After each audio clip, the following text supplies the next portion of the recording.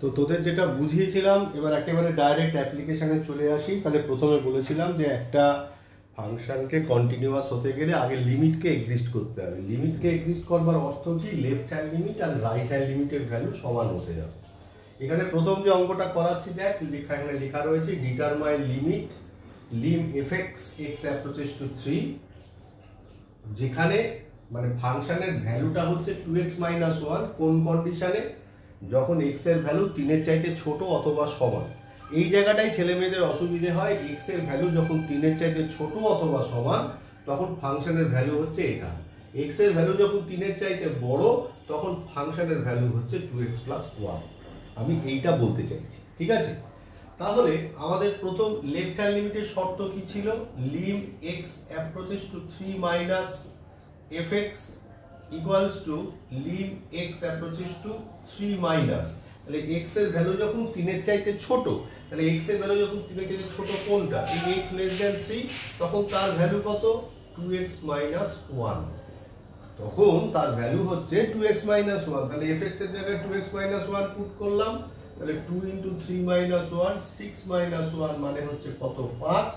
যখন x এর value not equals to 3, ঠিক আছে? দ্বিতীয় কি আছে, যখন lim x approaches to 3 plus, মানে x এর লিমিটিং ভ্যালু যখন 3 এর চাইতে বড়, তাহলে x এর ভ্যালু যখন 3 এর চাইতে বড় কোনটা, when x greater than or equals to 3, তখন fx এর ভ্যালু কত, 2x + 1, 2 × 3 + 1 মানে কত, 6 + 1 মানে কত, 7, যখন x not equals to 3। তাহলে একটা জিনিস লক্ষ্য করে দেখ, যখন 3 মাইনাস তখন 5, মানে যখন লেফট হ্যান্ড লিমিট, এটা লেফট হ্যান্ড লিমিট, তার ভ্যালু কত বেরোলো, 5, যখন রাইট হ্যান্ড লিমিট তখন তার ভ্যালু কত বেরোলো, 7। তাহলে এখানে কি লিখবো, since lim x approach to 3 - fx, মিলছে না তো, তাই না? Lim x approaches to 3 plus fx, the limit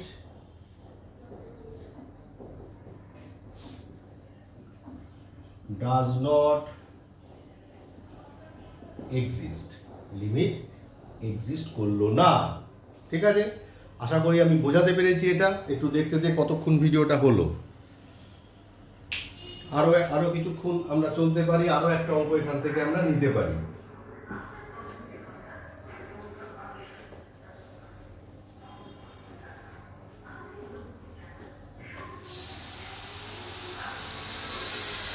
দ্বিতীয় পর্বে আমরা কি দেখতে পাচ্ছি, দ্বিতীয় পর্বে দেখতে পাচ্ছি যে ডিটারমাইন, 2 নম্বর অঙ্ক, determine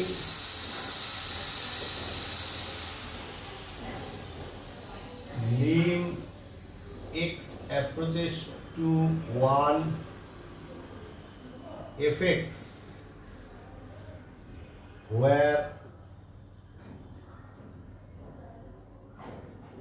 fx is equal to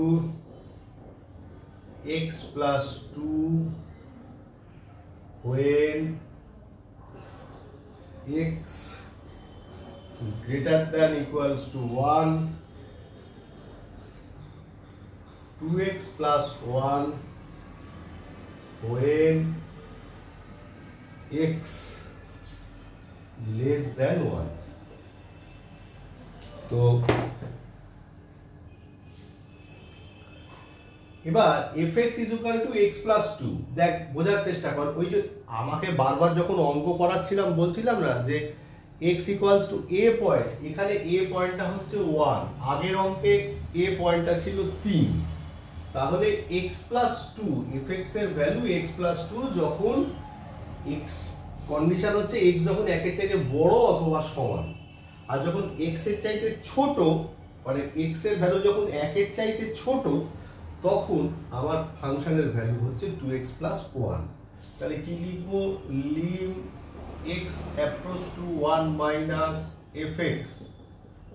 Lim x approach to 1 minus, x এর ভ্যালু যখন 1 এর চাইতে ছোট, কোথায়, তাহলে fx এর ভ্যালু কত, 2x plus 1, মানে 2 ইন্টু 1 প্লাস 1 মানে কত 3 লিখলাম যেহেতু x নট ইকুয়ালস টু 1 তারপর lim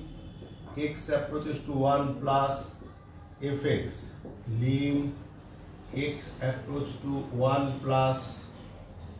1 plus তাহলে 1 plus মানে x এর ভ্যালু এক এক চাইতে বড় তাহলে কত হচ্ছে x plus 2 তারপরে 1 plus x plus 2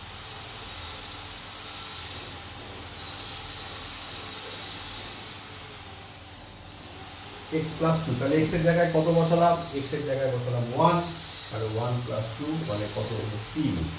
যেহেতু x not equal to 1 লক্ষ্য করে দেখ যে এখানে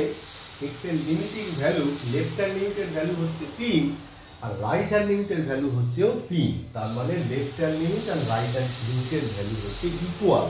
যদি ভ্যালু ইকুয়াল হয় তাহলে সেক্ষেত্রে কি হবে লিমিটটা এক্সিস্ট করছে তাহলে কি লিখবো since lim x approaches to 1 minus fx equals to lim x approaches to 1 plus fx the limit exists at x equals to 1 ঠিক আছে তাহলে এই গেল দ্বিতীয় অঙ্ক 3 নাম্বার অঙ্কটা আমি তোদের গ্রুপে পোস্ট করছি সেটা তোরা বাড়ি থেকে করবি এটার উত্তর হবে ডাজ নট এক্সিস্ট মানে লেফট হ্যান্ড লিমিট আর রাইট হ্যান্ড লিমিট সমান হবে না কেমন